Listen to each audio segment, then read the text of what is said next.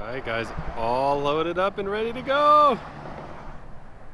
Desert time! Guys, I've been coming out here for 20 years this month, and I have never seen this many vehicles. This is crazy. It's Saturday, and it is packed. There was a whole traffic jam up there. There's cops everywhere. This is just madness. I just can't believe how many vehicles. The good news is if we get stuck, they can, there's gonna be someone to help us out. Let me introduce you to a couple of my buddies who I've been coming out here for 20 years. This is Davo. This is Andrew. Andrew did a bunch of photography for my vehicles, so I'll show you guys a couple of those right now. This is his work. It's quite amazing. And we're about to... And David has crashed a couple of my vehicles. You can show them those too. Yeah, I'll just see if I can track down some pictures of the Evo all wrecked. All right, let's get this thing off the trailer and in the dirt.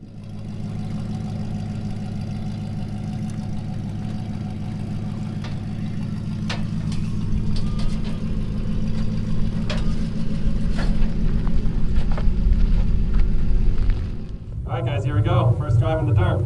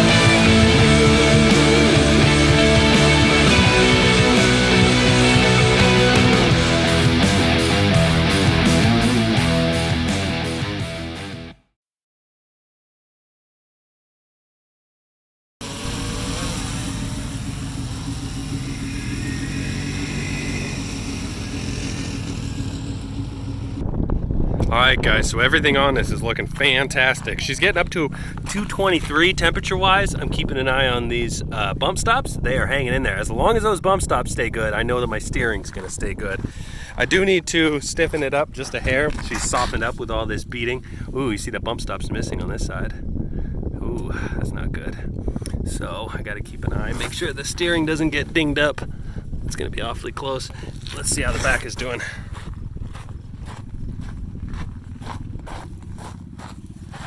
Let's see. Hanging in there. Good bump stop. Nothing's making contact that shouldn't. Good bump stop over here. Everything's looking good. Boy, man, she is taking a beating. Battery in there good. All right. Well, I have a spare bump stop. I'm gonna swap that front one out, and we'll get back in the dirt. All right, so here's the little bump stop dealie I made. It's much easier to remove these when it's on a lift, I found. So I've got it up on my little jack that I think I got out of the back of some salvaged car. But you see how bent this thing is? It really smashed down on this. I'm definitely gonna have to come up with a better solution. My plan was to do hydraulic bump stops, but that obviously wasn't in the budget. But now that this has been completed, I feel pretty good that I can, well, just do whatever the hell I feel like on this now. So I'll probably do that down the line, but luckily I brought a few of these bump stops because I knew that was a weak point. So we'll just try to not jump it too hard until we get home. Guys, here's the slow-mo that Andrew took of me removing the bump stop. I just thought it was cool for some reason, so here you go. Alright guys, before I take you back to the shop, I wanted to show you some clips that did make it into that little music video that I made earlier. So here's my favorite clips from the day. Some of them are vertical phone syndrome. That's thanks to David. He was Instagramming or something. Alright, here you go.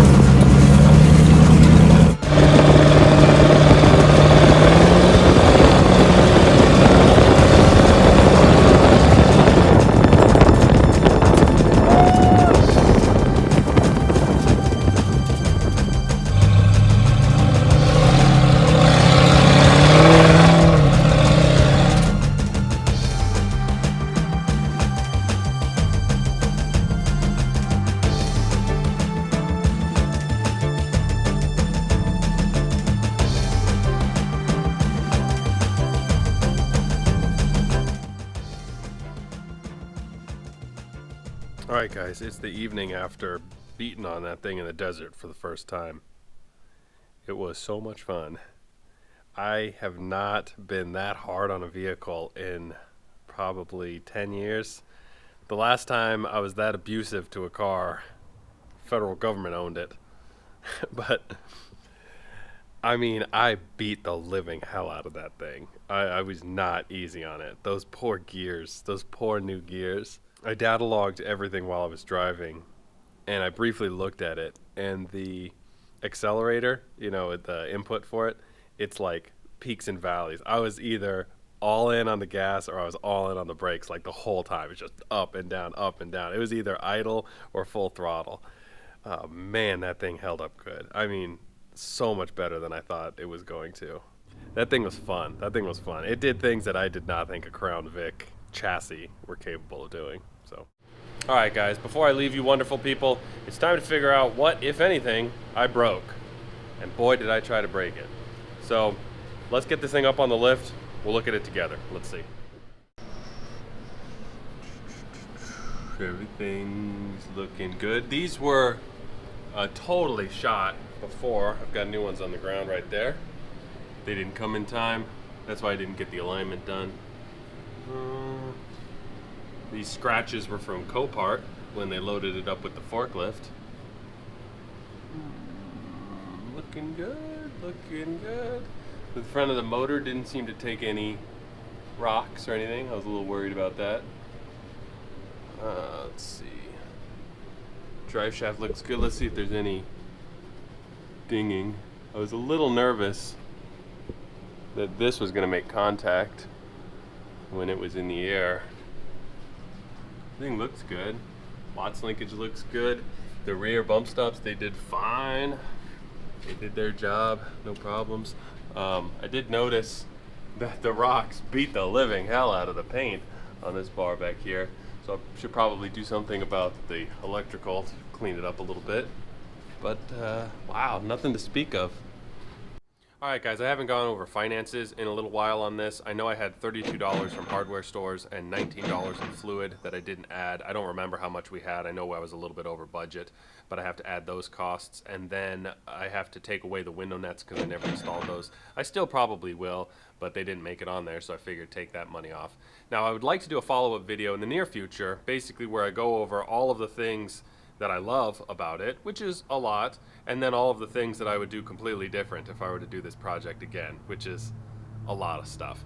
So I'll do that at some point. Also, when I do that video, I'll go over probably how much money I have into it really, because I had so many parts lying around, just from like limiting straps and the seats and a sheet metal and tube steel. I had so much stuff, and I kind of want to sit down and add it all up, because be realistic about the price, I'd have to include that.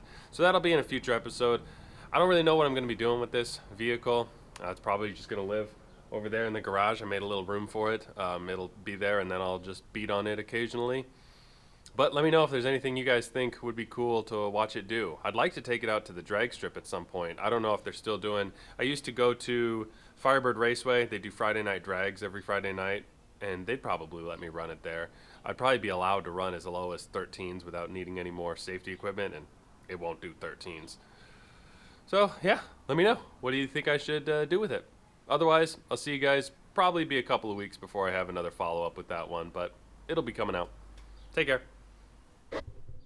Thanks for watching, everybody. Bye-bye.